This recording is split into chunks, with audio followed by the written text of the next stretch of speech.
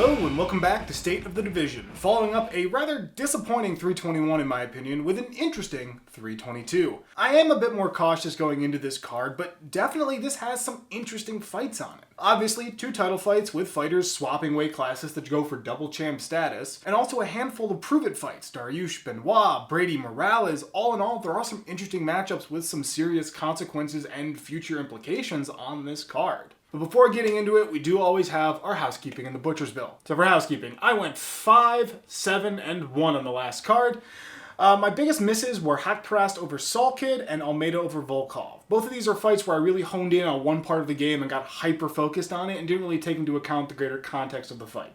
I should have given more credit to Salkid with his ability to win that fight, and I honed in way too much on Volkov's one big fight where he struggled with the ground game and didn't take into account the type of fighter that Almeida was in that round. And the no contest is obviously Aspinall gone because eye pokes suck and it pissed me off that we didn't get a good heavyweight fight with what looked like a fun one. Either way, I rolled to 83, 50, and 2 on the year. 100 correct predictions basically being impossible now unless I pull off a miracle in these next 2 cards. For the butcher's bill, there's nothing yet. Kind of shocking. There was a late minute addition to this card, pulling a fighter who had lost his fight in another card and putting him here. But we'll get to that next. Just kicking this all off is 8, 6, and 1 Vyacheslav Slavoklas Borchev, looking to stop the skid against the 9 and 3 Mattheus Jaguar Camilo. Camilo is 9 years younger. Borchev is a single inch taller with a dead draw in reach. Borchev has struggled to really find traction in UFC, only 4 UFC wins across 10 total fights, with his last win coming in 2024. Stylistically, he strikes me as a power puncher, relying on packing the damage on early with lots of strikes. He can be matched in the strikes, but most of his struggles come from his opponents landing takedowns, only having a 42% takedown defense in each of his losses, featuring him being taken down at least once. One fight early on, seeing him taken down 11 times. Camilo is looking to rebound off a second round submission loss, and outside the UFC resembles a fairly solid finisher. 4 KO and 2 submission wins. He does seem to be able to finish in any round, and in his recent wins has gone to the 3rd round. He has a problem with being submitted, all 3 of his career losses coming by submission. Vegas goes ahead and gives the nod to Camilo, and quite frankly, I'll agree. Borchev just doesn't move the needle for me. You look at his fight record, he struggled a lot, he hasn't found a lot of success, and while Camilo doesn't have a UFC win, he's had consistent finishability outside the UFC, and Vegas seems to run with him. In a fight where there's not a lot to pick up on for Camilo, and Borchev hasn't looked that successful, I'm going to go with the Vegas odds and the consistent finishability of Camilo, and pick him to win this fight. Relative newcomer 10-0 by Sengur Hunter Susurkaev looks to stay perfect against the 10-3-1 Eric McConico. Susurkaev is 11 years younger at 24, 2 inches taller with another 2 in reach going his way. Susurkaev is coming into his 3rd UFC fight and looks like a true finisher, with both UFC fights ending before the 3rd round and 8 total wins by KO. He has pushed a quick pace in the UFC, getting out in front of his opponent and piling on the damage quick, a 4.56 to 2.88 in the striking. He also has made fairly good use of the takedowns in his first true UFC fight, with 2 takedowns for 3 minutes and 19 seconds of ground control. There is also 1 submission win outside the UFC to keep an eye on. McConico is also rolling into his 3rd UFC fight, and honestly he's a bit all over. 1 decision win in the UFC, with 3 total in his career, 3 submission and 4 KO wins also coming outside the UFC. All 3 of his losses have come by KO, and in the UFC he hasn't led either of his fights in strikes, and didn't lead his lone UFC win in ground control time either. Vegas gives the nod to Susurkaev, and rather quickly I'm going to agree. It really comes down to the fact, at least for me, that Susurkaev has been able to find consistency and traction with his game plan and style in the UFC. McConico hasn't. I can't get a read on him. He's never led the strikes. He's never led the control time in either of his 2 fights. Even in his win, he was behind. And then Susurkaev has had a consistent KO touch that gives him another edge in my mind. So for the consistent game plan and more active KO touch, I'm going to give the nod to Susurkaev. 18 and 15 Angela Overkill Hill looks to rebound quick against the 8 and 1 Fatima, the Archangel Kline. Kline is 15 years younger at 25, 3 inches taller with another 3 inches of reach also heading her way. Hill is a grinder through and through, working a controlling ground game capable of slowing her opponents down or taking enough control time to get the judge's nod. She does carry a grappler standard striking ratio, 5.43 to 4.92.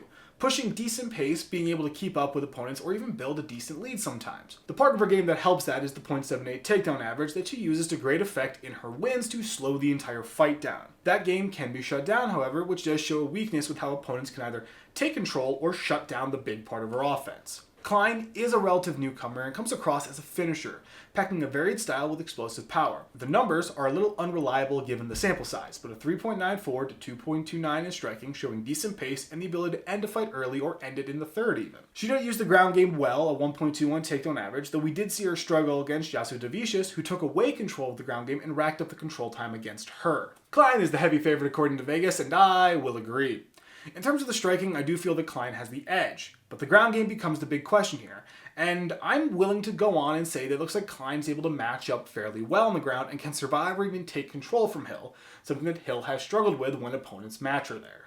20-5 Pat Sabatini goes for his second win of 2025 against the 18-6 Chepe machine gun Mariscal. Mariscal is 2 years younger, Sabatini being 2 or 3 inches taller, with a single inch in reach, rolling to Sabatini. Sabatini hits the cage as a decently rounded fighter with a solid ground game and lurking finish ability. There is a bit of history of grinding to the finish, but 2 of his last 3 fights did end by submission. Starting with the ground game, he racks a 3.98 takedown average with takedowns in 6 of his 7 wins. Of those, he's able to generate huge swats to control time or even land a quick submission. Striking is entirely a grappler standard, 1.87 to 1.22. Completely functional for how he wants to slow down the fight and limit his opponent's offense. Mariscal rolls in as more of a true grinder, rocking an effective ground game with the ability to dictate the pace of a fight. Rocking takedowns in all 5 of his UFC fights for a 2.85 takedown average, with that as chunks of control time, and then the ability to stack those takedowns to slow the fight down even more. Striking is decent, a 4.95 to 3.07, being able to work a decent pace and leave his opponents behind or keep the fight close altogether. Sabatini gets the nod from Vegas here, and I will agree. I think this fight's really close. And it's not that I think Mariscal is out of the fight. I think he matches up really well. I just think Sabatini takes the slightest of edges in terms of the ground game, which I think will be the decider in this fight. I think on the feet, Mariscal takes the edge, but I think this fight will go to the ground, and on the ground, I think Sabatini has that edge. So I'll pick him to win this.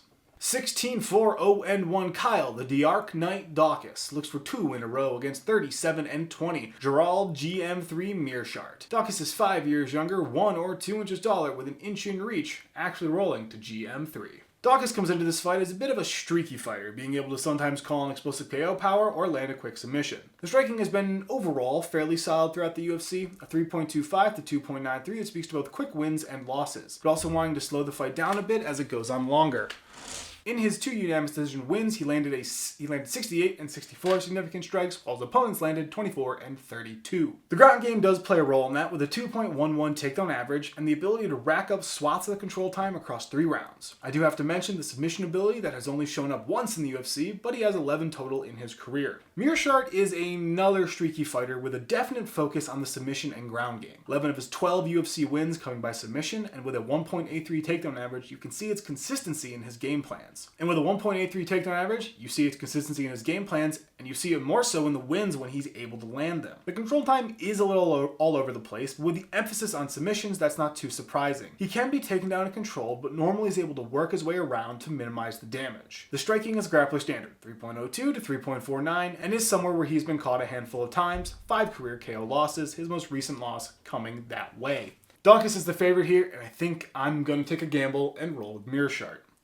My main logic here is that Meerschaert has proven the ability to survive on the ground and take control back, and Daukas has struggled if he can't get his ground game going and control is taken from him. And I do think Daukas has the edge in striking, but I think Meerschaert will be able to at least keep it close or endure a good chunk of it. Yes, he has been knocked out, but Daukas doesn't have the most consistent KO touch in the UFC. Kicking off the prelims, 10-0 Malcolm the Machine Wellmaker looks to stay perfect against the 8-1 Cody Haddon. Haddon is 4 years younger, 3 or 2 inches taller with 2 inches of reach, also rolling to Wellmaker. Wellmaker is a finisher through and through, all 3 of his UFC fights ending by first round KO, with 6 of his career fights ending before the final bell. Obviously, the striking is the focus here, a 7.20 to 4.80 showing how quickly he racks up the totals and puts the pressure on. Now in the UFC he has been kept up with, but with such low totals and quick quick endings that isn't surprising. Obviously, power is the big decider there. His ground game is negligible or maybe non-existent, no takedowns in the UFC, 100% takedown defense. Haddon has even fewer UFC fights on record, but across his 2 fights, he has both landed a submission win and then a decision win. He does make good use of the ground game with a 2.48 takedown average and 3 takedowns across his 2 UFC fights. In both, he had about a minute of ground control, giving him some disruption and recovery time. Now in the striking, he has landed 5 career KO wins with a slightly inflated 9.20 to 3.47 with a 140 to 54 performance over Dan Argueta. So there is a looming KO touch and the ability to work quick pace through 3 rounds. Wellmaker is the narrow favorite here, and I'm going to agree. If Haddon can get his ground game going and use it super heavily, I think he might have a shot, but I just don't have a lot of info in either of these fighters. And while Haddon can shoot, he seems to rely on small chunks of control time, letting it get back to the feet. And there, I think Wellmaker is much more dangerous and has a much heavier advantage. So in the end, I'm going to go with Wellmaker.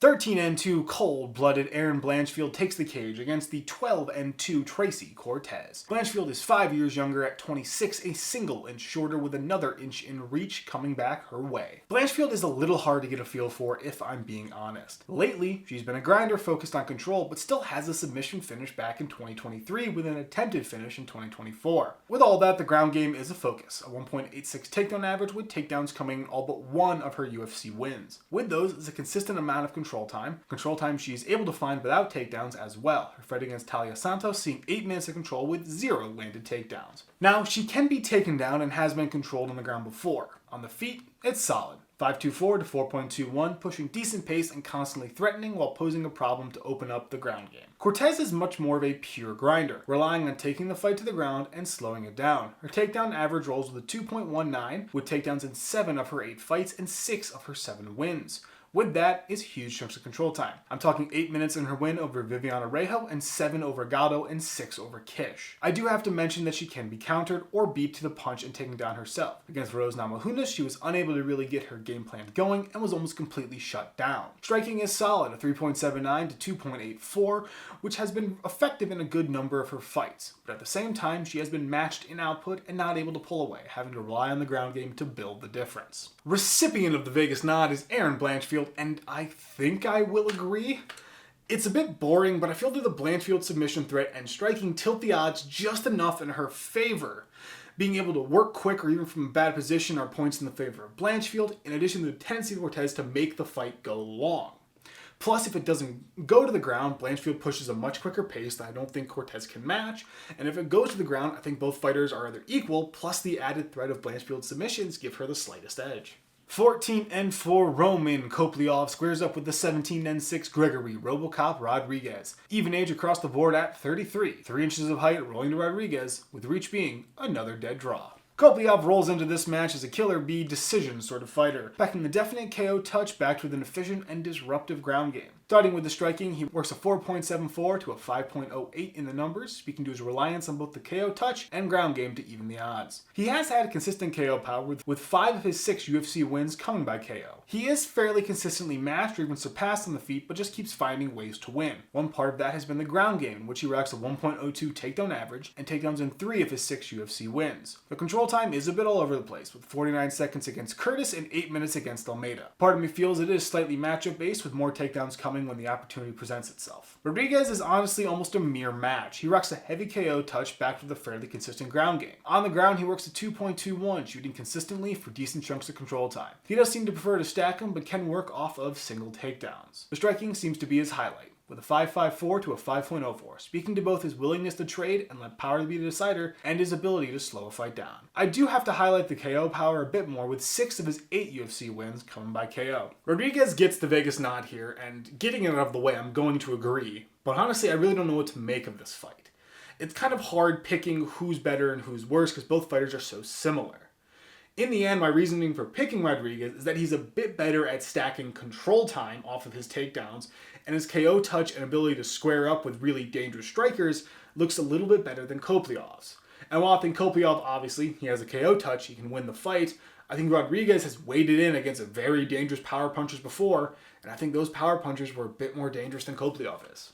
Ending the prelims, 7-1, Bo Nickal looks to avenge his loss against 11-3 black belt hunter Rodolfo Viera. Nickal is 7 years younger, 1 or 2 inches taller, with 3 inches of reach also heading his way. Nickal has been a finisher in the UFC, dealing in both submissions and knockouts, with a definite preference for the submission. I mean, 4 of his 6 wins have come by submission. As such, the ground game is the major focus, having takedowns in 5 of his 7 fights and 4 of his 6 wins. On that note, he carries a 3.34 takedown average, bolstered by that submission threat. I don't know if he struggles when taken down, but he does seem to prefer to lead the action with 100% takedown defense. The striking isn't incredible, 2.36 to 2.11, but is completely functional in tandem with that takedown game. He has been able to hang on the feet with the likes of Paul Craig, but then was wholly outpaced by Reinier de Ridder. Viera is shockingly similar, with an active takedown game and a lethal submission ability. 5 of his 6 UFC wins come by submission, and 8 of his 9 UFC fights seeing him land at least 1 takedown. Numbers-wise, the takedown average sits at a 3.09, with a different preference to lead the action, also holding a 100% takedown defense. On the feet, he rocks a grappler standard, 3.77 to 4.12 in the striking, being good enough to keep him active in most fights and occasionally letting him take a lead while slowing down his opponent. Nickal is the definite favorite here, but honestly this fight does give me pause. Viera is a very similar fighter, equally lethal submission game, so then the question becomes what sets one of them apart. And in the end, I think I will roll with Vegas and pick Nickal. If both ground games are equal, I'm kind of assuming they are, I think Nickal has the edge when it comes to controlling on the feet and striking overall, which boosts him a bit in my eyes and gives him enough of an advantage rather to win this fight.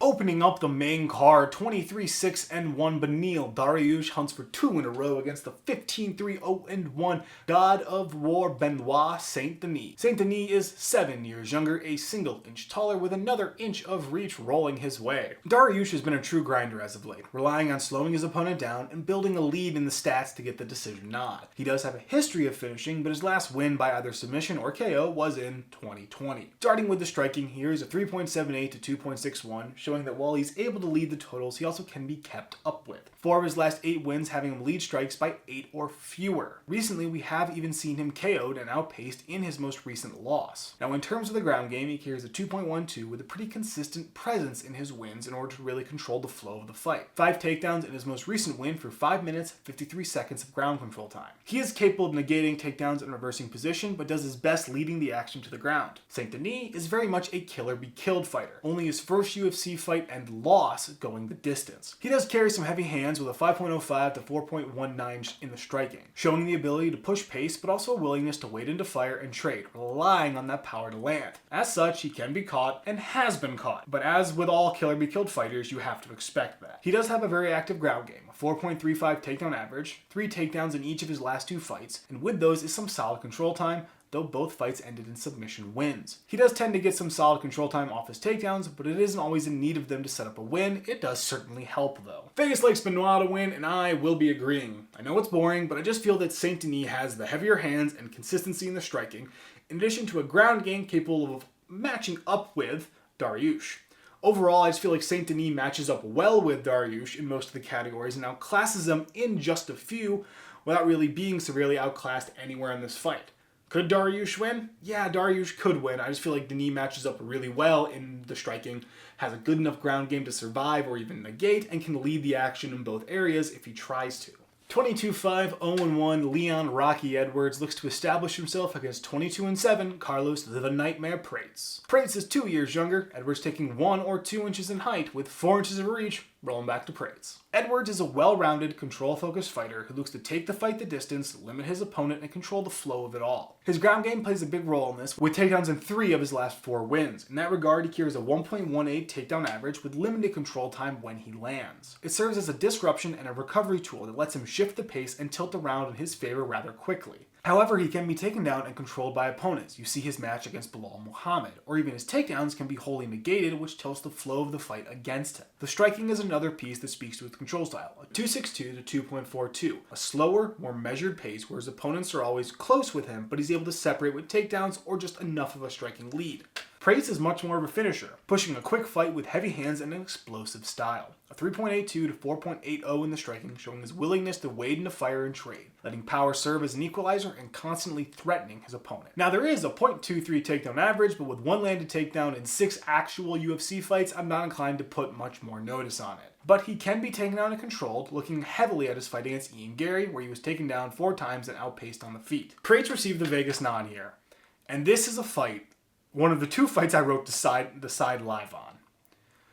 Because my entire question comes down to, what version of Leon Edwards are we going to get? Because we see fights where he's able to implement his game plan well, push a pace, threaten, put pressure on. And then there's fights where I feel he fights passive and he lets everything come at him, and that becomes the problem. I'm going to go with Vegas and pick Prates here. But if Edwards comes out and fights like he did, more aggressively, attacking his opponent, threatening them constantly, I think he has a shot to win. But if he lets Prates get started like Prates wants to do, let Prates get started and dictate the pace of the fight, I think Prates takes an early advantage with heavier hands, very dangerous striking. And while Edwards can knock people out, it is not something he does consistently. It is not something that is an always active part of his game. So for kind of those reasons, I'm going to pick Prates, but I just do want to acknowledge that I see a path for Edwards to win. I just don't know if that's how he's going to come out of the gate and fight here.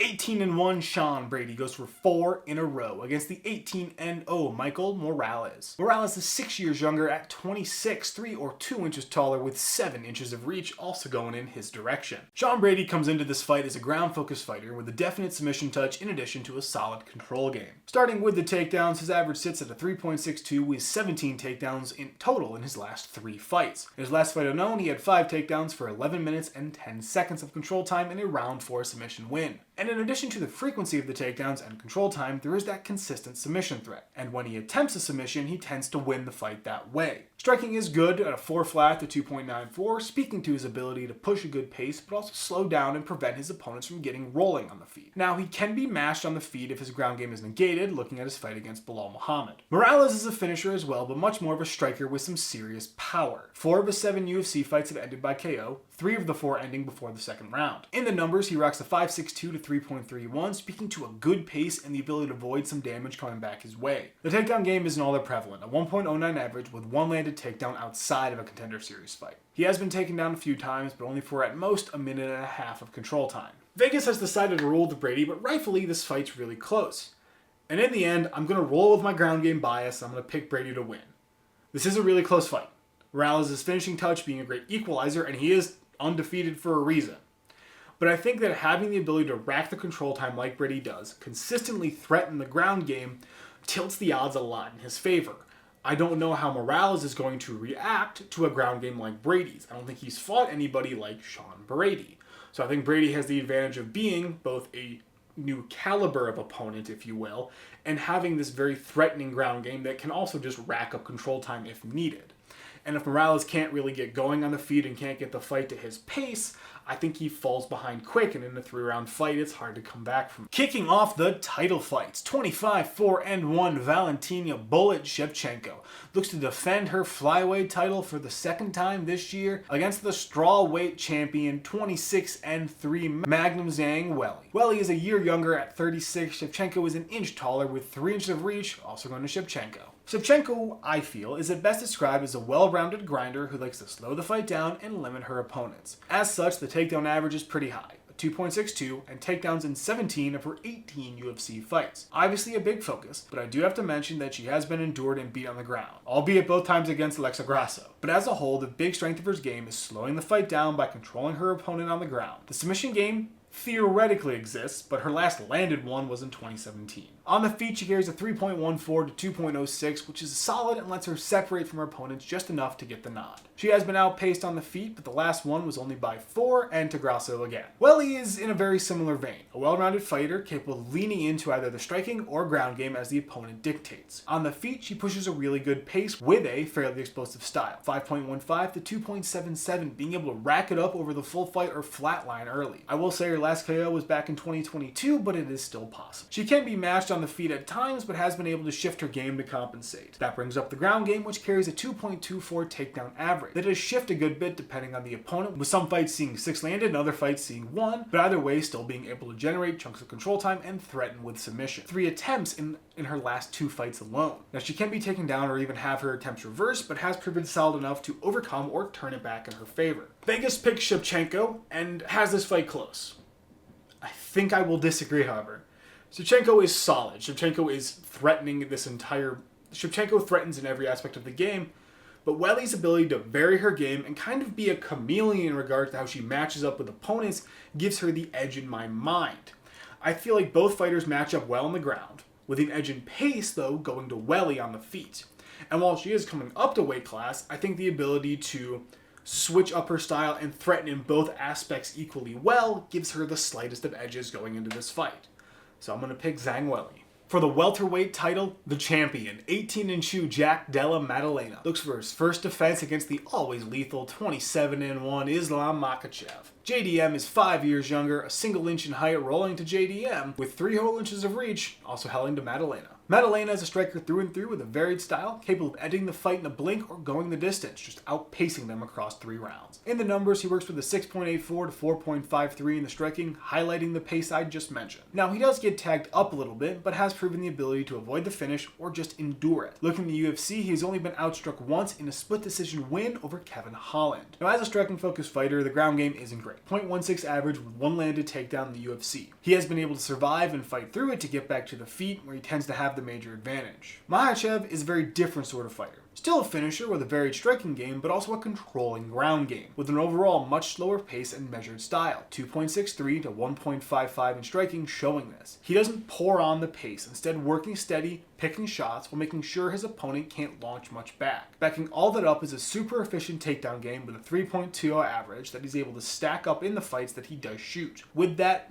are massive chunks of control time, plus his dangerous submission game that seems to pop up with relative consistency. It is also something he can throw off scrambles or as a defensive move. Vegas likes Makhachev, and quite frankly, I'm agonizing over this one. On one hand, it's my ground game bias. I think JDM has struggled with getting taken down. I think Makhachev is a very different ground game than the ones he's beat or the ones he's faced so far. Makhachev is very good at getting fighters to the ground and controlling. You look at his wins over Volkanovski, who in himself is no slouch and is a very good fighter at getting back to his feet, surviving the ground game, and putting the fight where he wants to be. He controlled him on the ground very well in that first fight and then knocked him out in the second fight. So the question becomes, do I put more stock in Maddalena's KO ability, the ability to outpace Makhachev on the feet, which I think he can do, or do I put the faith in Makhachev's controlling ground game and the fact that he's coming up a weight class? I'm going to go with Vegas and pick Makhachev. Deciding live and saying it out loud, that's what I'm rolling with, for the reasons I'd mentioned. I just think that Maddalena is going to struggle with the ground game.